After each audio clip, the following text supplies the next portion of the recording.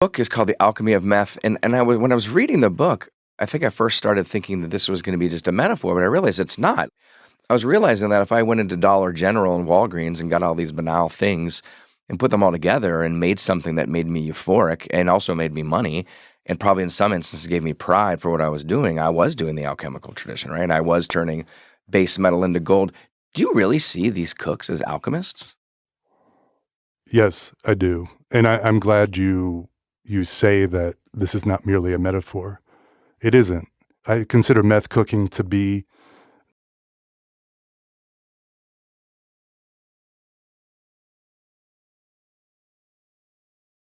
the late industrial incarnation of alchemy. Huh. For some of the reasons that you mentioned, it's turning base matter, ordinary, common matter, even garbage, into something, transmuting it into something of great value, like gold, or the elixir of life. Right. And I think for that reason, it's important to understand what meth does, how it feels. Your book is filled with all these passages from alchemists from the Renaissance and from medieval times, and it really struck me that they were striving to achieve the elixir of life, to achieve the base metal gold. But it seems that these meth cooks, they've achieved it. They've literally achieved the elixir of life. Do you see it that way? Do you see that they've actually reached this pinnacle that other alchemists have been striving for a long time? Yes and no. Yes, because the elixir of life is contextual. What it means today is different, perhaps, than what it meant in medieval or Renaissance times. Today, the elixir of life means to be alert, ready, courageous, social, productive, to slip on the shoes that are laid out for you, that you can become the great productive being and participant in a late capitalist economy that expects you to extract more and more energy and potential from yourself beyond what is humanly sustainable. And meth cooks, meth users feel that way. It sounds American. You know, taking meth seems so American to me. Yeah, it is. Yes.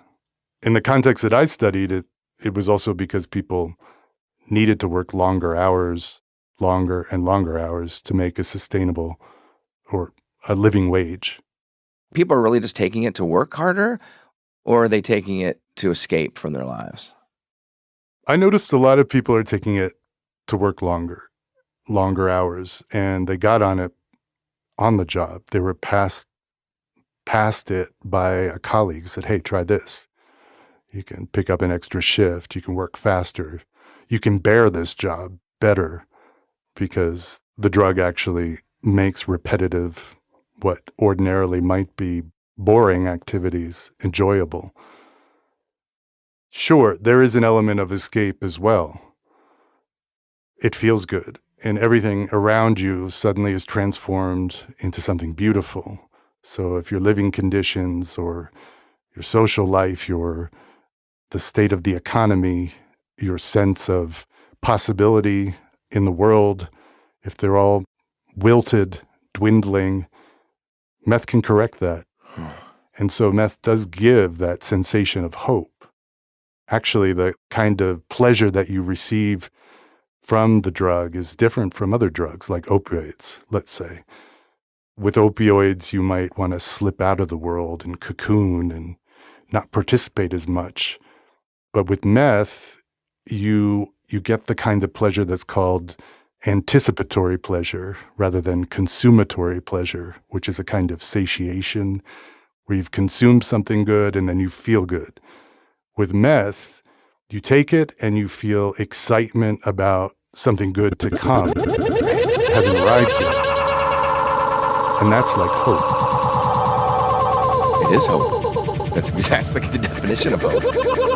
Anticipate.